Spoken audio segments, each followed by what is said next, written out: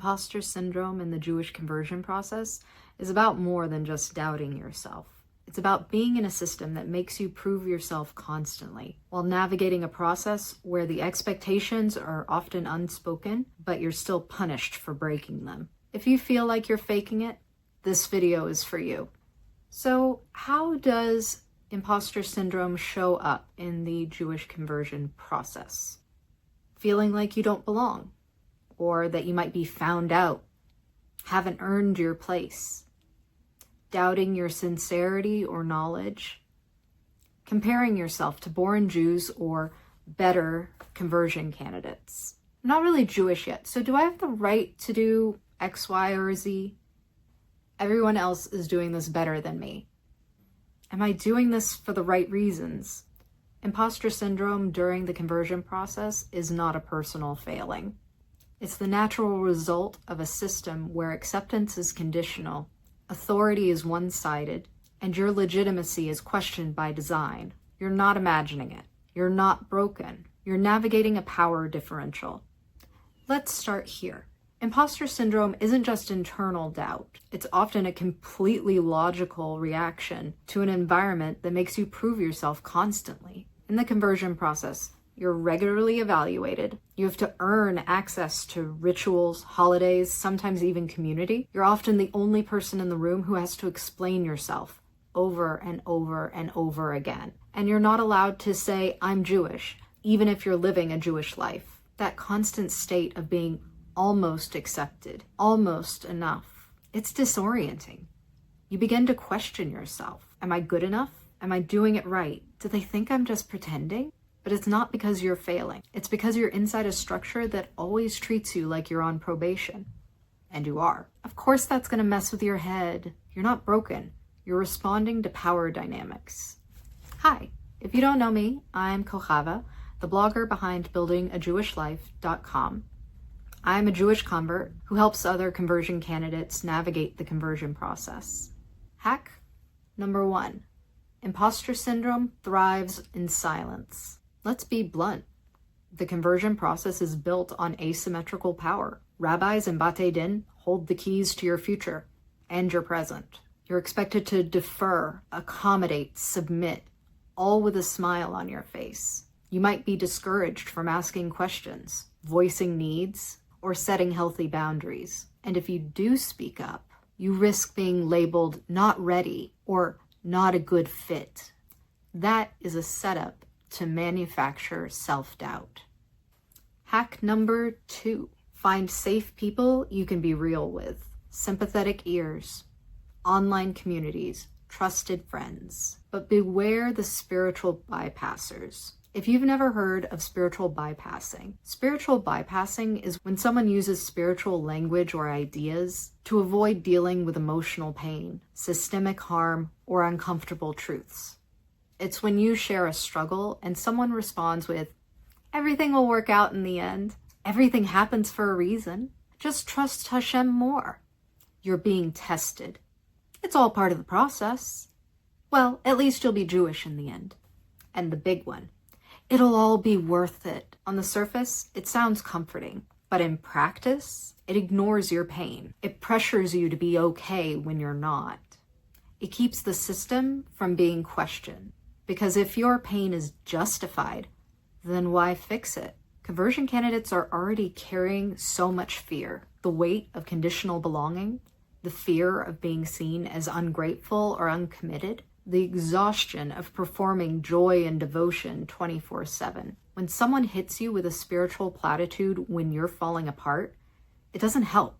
It isolates you. Instead of giving you permission to feel, grieve, or get support, it silently says, don't make this messy.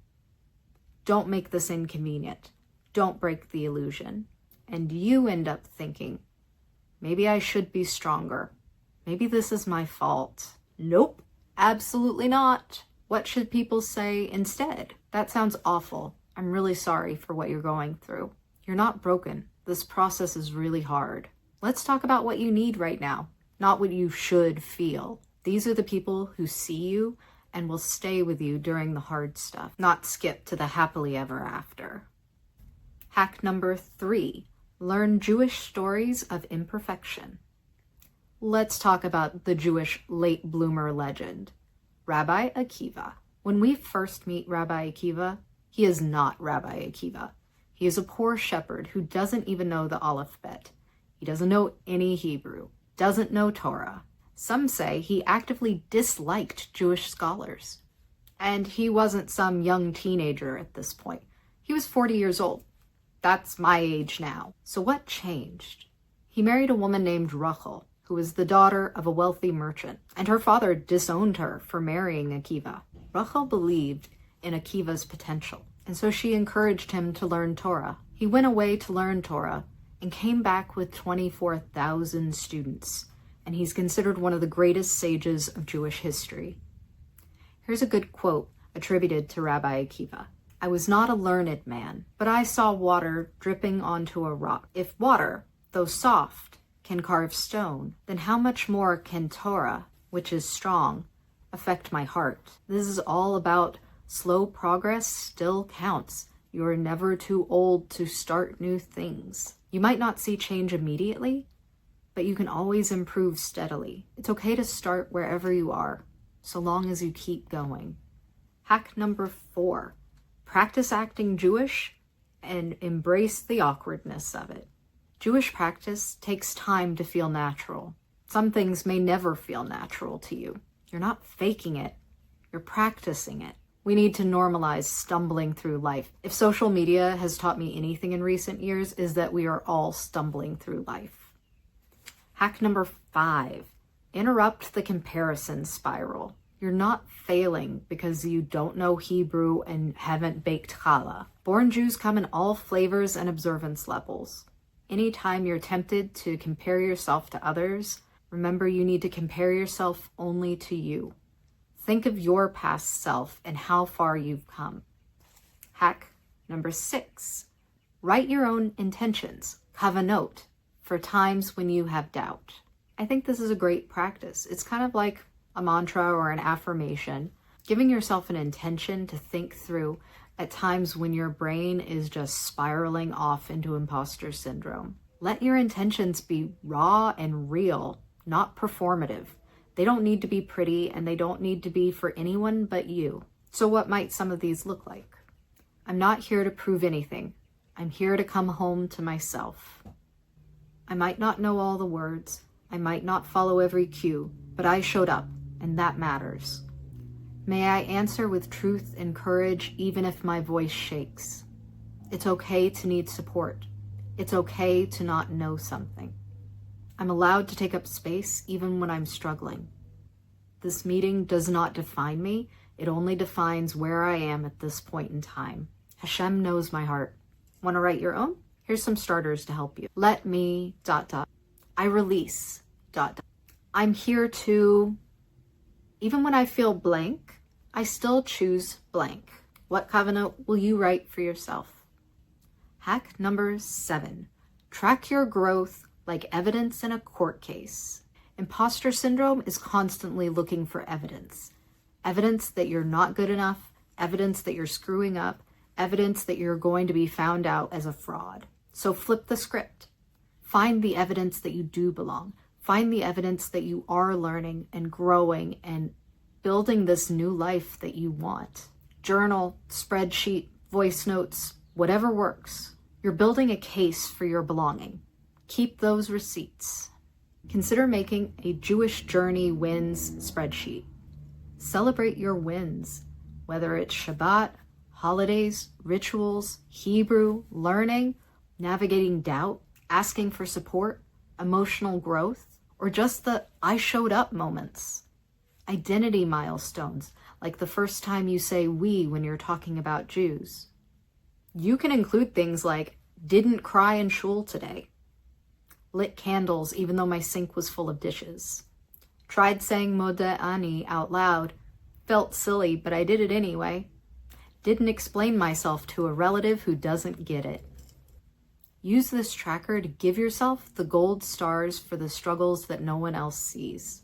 As a bonus, I've drafted a Jewish Wins tracker spreadsheet, and if you'd like a copy, it's free. You just need to sign up for my mailing list, which you can find in the description below. Hey, so I was editing and realized I left out the most important part. Here's the truth no one tells you. Imposter syndrome doesn't go away after you finish your conversion. I finished my Orthodox conversion over 13 years ago, and it still sneaks up on me from time to time.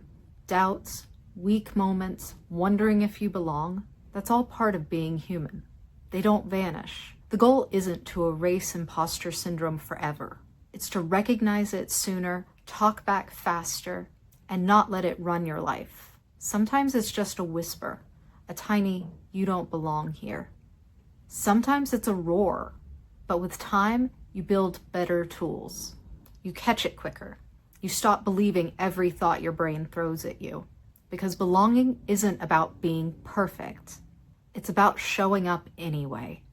You are not an imposter. You're a natural part of the process of becoming Jewish. It's awkward. It's uncomfortable. It has a disturbing amount of things in common with going through puberty again. You're becoming a new person in a sense. That's going to have growing pains. Imposter syndrome is part of that, but it doesn't have to define you, and it can be beaten. If you've made it this far through the video, thank you.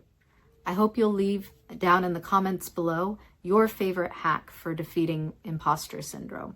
If you need more support, check out my coaching and blogging at buildingajewishlife.com.